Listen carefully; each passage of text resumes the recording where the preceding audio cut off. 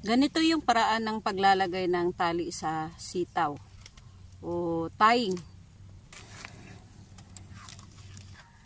Panoorin nyo lang at matutunan nyo rin, mas madali siyang gawin.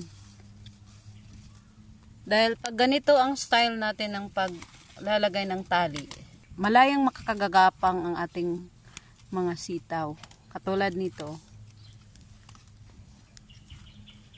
Ayan. Tapos dalawang palapag yan.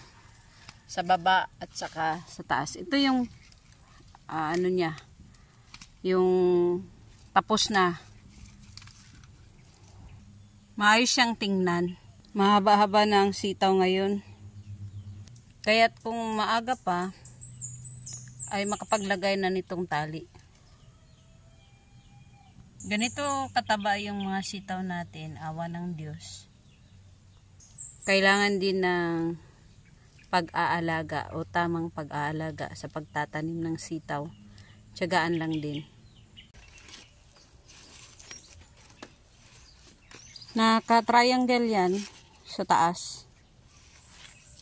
Tabi naman pag dyan sa baba.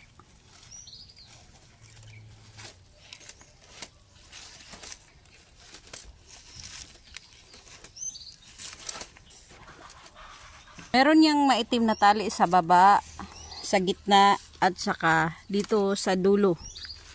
Kasi dalawang palapag ang gagawin natin. Katulad nito. Kaya bago ka gumawa ng ganyan, may tali pa na ganito o maitim. Sagad. Isa dito sa baba. Pangalawa sa gitna. Pangatlo sa itaas. Ang kawayan naman nito, itong stick. Kasi meron ding bilog nito. Ano yan? 8 feet. Ang taas. Ito yan, nakaganito. Tapos, from dulo to dulo, merong ganito na pangpatibay yan. Para wag basta-basta matumba ng hangin o may bagyo. Bilog yan, bilog na kawayan. Merong dito sa dulo, to dulo, tapos meron ding sa gitna niyan. Nilagyan namin sa gitna kasi mahaba-haba din ito. Kung nakikita nyo dito, ganyan siya. Naka V. Tapos dito naman sa taas, naka-triangle yan siya. Kung meron pa kayong tanong regarding dito, i-comment nyo na lang kung hindi malinaw kung paano ito gawin. Basta yung maging hitsura nito, ganito. So, naka-triangle yan sa taas. Parang triangle lang talaga. Paulit-ulit lang na triangle. Tapos naka-B naman dito sa baba. Triangle sa taas. Yun lang muna sa mga mahilig magtanim ng gulay o sitaw. Basta kung may tanong, mag-comment lang po kayo sa ibaba. Po kami eksperto talaga dito.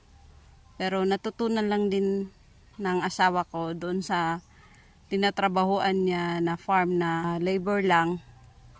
Sinasahuran lang. Ang lawak nung taniman ng sitaw, nasa 1 hektarya mahigit. Kaya nasanay siya dito. Kung ano lang yung natutunan niya, yun lang din naman ang ibinabahagi namin.